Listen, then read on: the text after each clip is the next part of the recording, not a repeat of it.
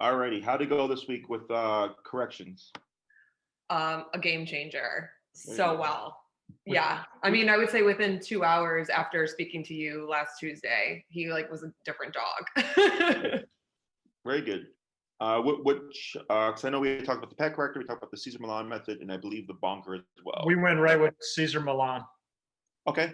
And Yep. then, have you noticed anything since? Because I know you said that within a couple hours he was behaving differently, but throughout the course of the week, did you see any like changes? Did he try to like test you guys a bit or anything like that? He got a little more like a little more sassy. I don't know how else to describe it. Like if we were Sure. to correct him, he just got like a little bolder, would bark back. Yeah. But also I realized that it took like you'd have to like do it harder because he got more comfortable with Yeah, it. it took Denise a minute to get up to that. She thought she was doing an 8. She was probably doing a 4. Yeah, but even then, I just think that it was him too. Yeah. Like you know what I mean? Like he had more of a tolerance for it, I guess. Oh yeah. Because when people look at their dogs or puppies, I feel like, especially puppies, I feel like they look at them as a little teddy bear, right?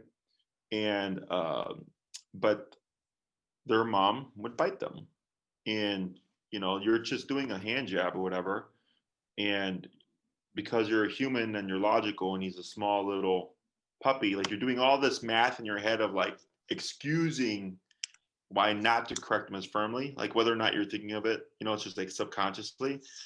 And then just thinking like, wow, this little puppy needs an 8 as opposed to like, a lower number. Yeah. And the bark back that you were talking about is absolutely normal.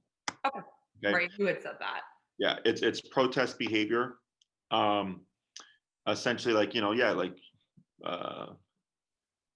like I don't know, like me growing up, like I said, I remember it's only happened once, only to ever talk back to my mom once. Yeah.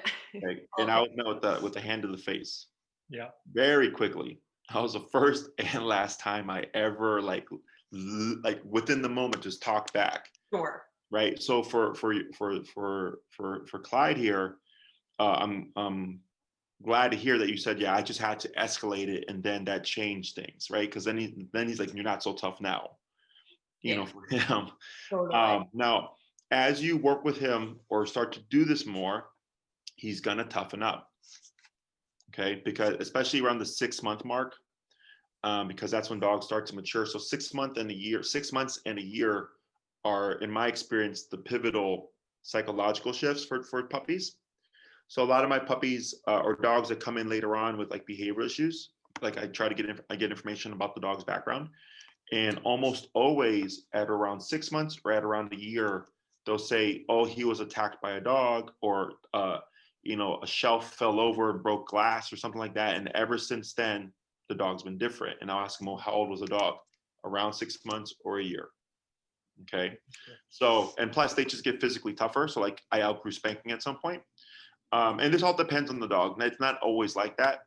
But if you start to find as he matures and you're like, oh, like this method is now becoming ineffective or not as effective, the bonker tends to be like the next kind of step up if the Caesar Milan's not working as well.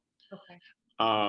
Or then there's also training tools like the prong collar or e-collar, things like that. But that's more for after 6 months. If you ever have any questions on that.